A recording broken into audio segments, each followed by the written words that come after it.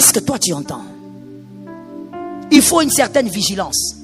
Et je veux te dire une chose à retenir pour la vie. Comme la Bible dit, c'est Job qui le dit, Job 3:11, Dieu parle tantôt d'une manière, tantôt d'une autre. Tu dois être aussi capable. Tu dois avoir la capacité de déchiffrer les attitudes de Dieu pendant ton sommeil. Écris bien ça. Tu dois être capable de déchiffrer les attitudes de Dieu. Dieu a des attitudes. Pendant ton sommeil. Parce que quand toi tu dors, Dieu parle. Mais pas seulement par les rêves. Il peut faire réagir ton esprit. Il peut faire réagir ton âme. Parce que Dieu veut te communiquer quelque chose. Dieu parle. Parlons un peu des attitudes de Dieu pendant notre sommeil. À cause du temps, on va parler de 2 seulement. Les attitudes de Dieu pendant notre sommeil.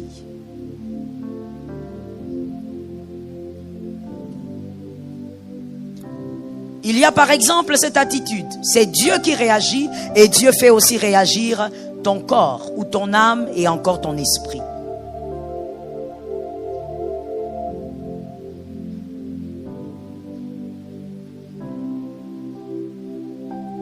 S'il t'arrive par exemple de te réveiller très souvent la nuit, mais sans une raison apparente, sans une bonne raison.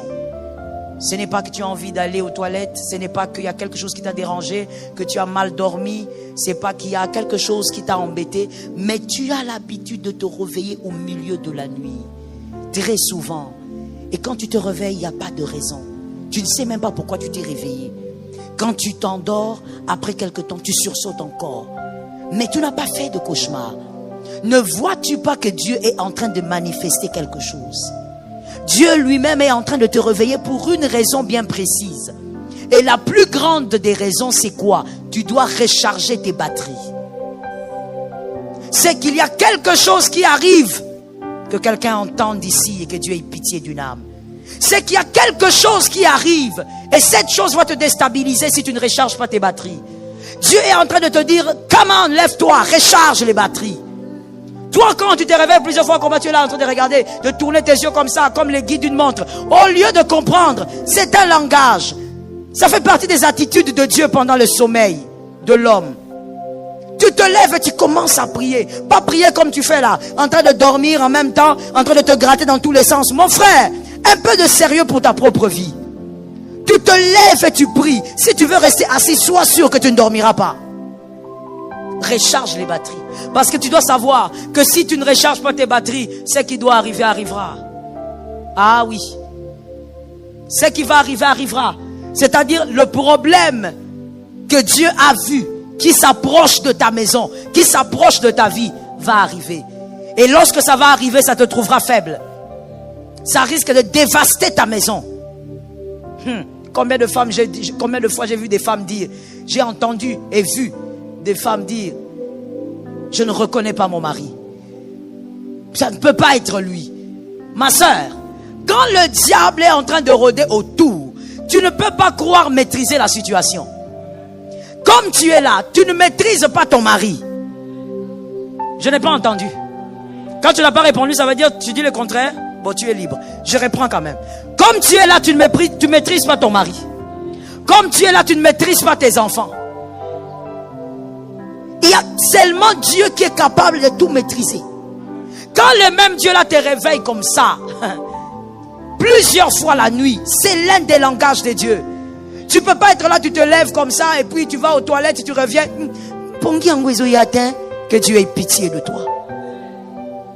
Il ne s'agit pas de chercher le sommeil. On t'a réveillé pour recharger les batteries. Ce que tu as comme charge, c'est peu.